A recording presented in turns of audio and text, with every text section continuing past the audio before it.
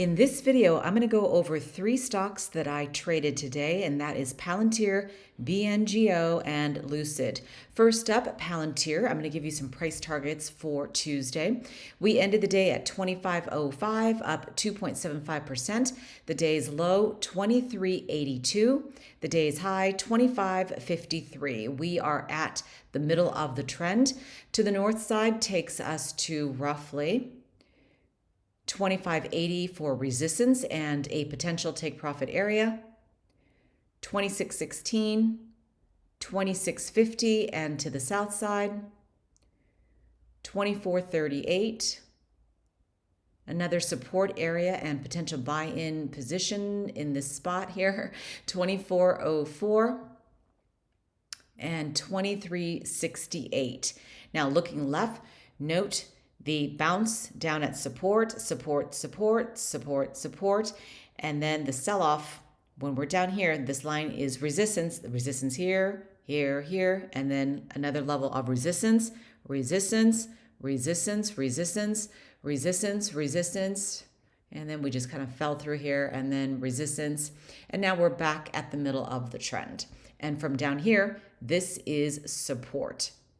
But from down here to here, that is resistance. But when we are up and on our way down, that is support. So what happened is I have been in this trade for a very long time. I've had Palantir for a couple of years, but I set a sell limit a while ago, and I forgot to check it on Sunday night when I checked many of my positions.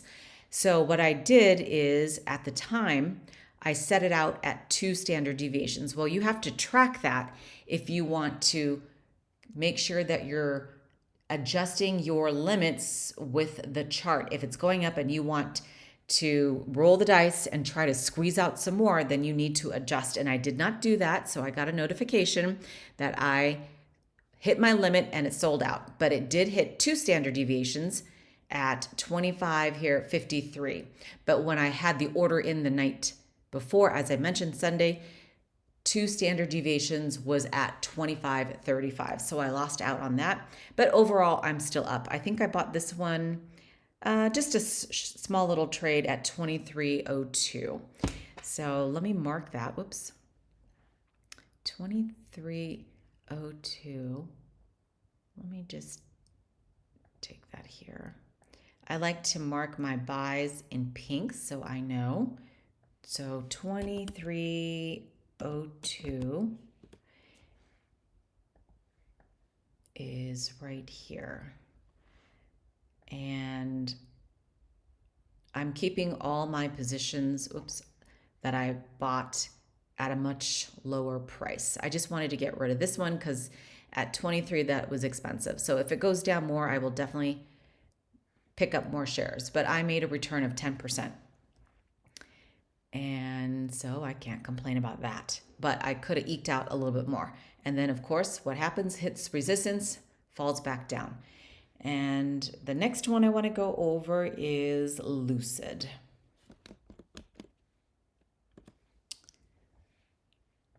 So apparently I bought in here. Oh gosh, yeah, I lost my shirt because look at that. It tanked after I bought it. Does that happen to you? It happens to me all the time. And then I have to wait and wait and wait for it to correct. So I've traded this multiple times in the past, but my latest one is this transaction right here. I just wanted to get out. So, let me just go over the price targets first. All right, we ended the day at 359, up nearly 2%. 346 on the low side, 378 on the high side. So you can see it doesn't move that much. All right, we are here. To the north side is resistance, and that is 363, 373,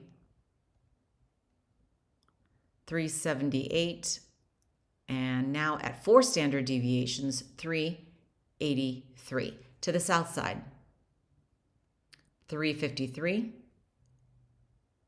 348, and 343 down here. And I guess I tracked this gap and it closed out, and that gap. So look at that. Support, support, support, support, support, support, resistance, resistance, resistance, resistance. And yeah, so I just basically wanted to get out last night when I looked at this because I will wait for it to tank again.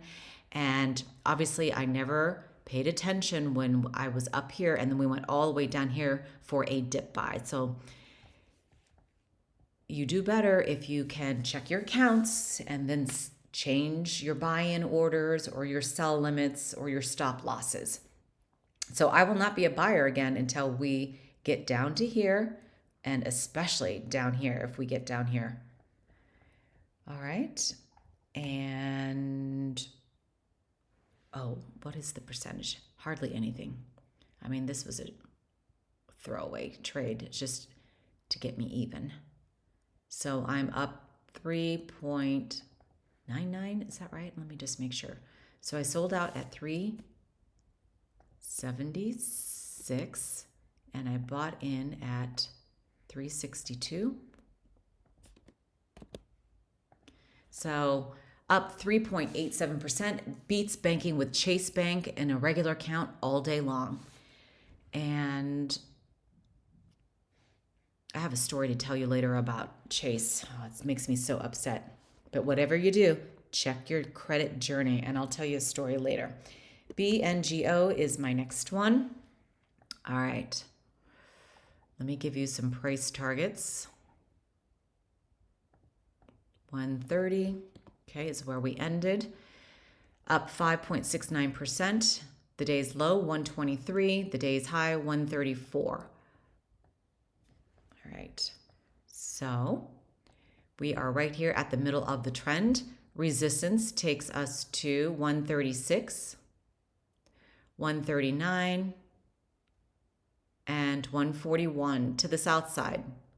125, 122, and 120. If you don't like to see candles like this, because sometimes it gets just wonky to look at, just switch your candle over here and it just makes it a little smoother and easier to read.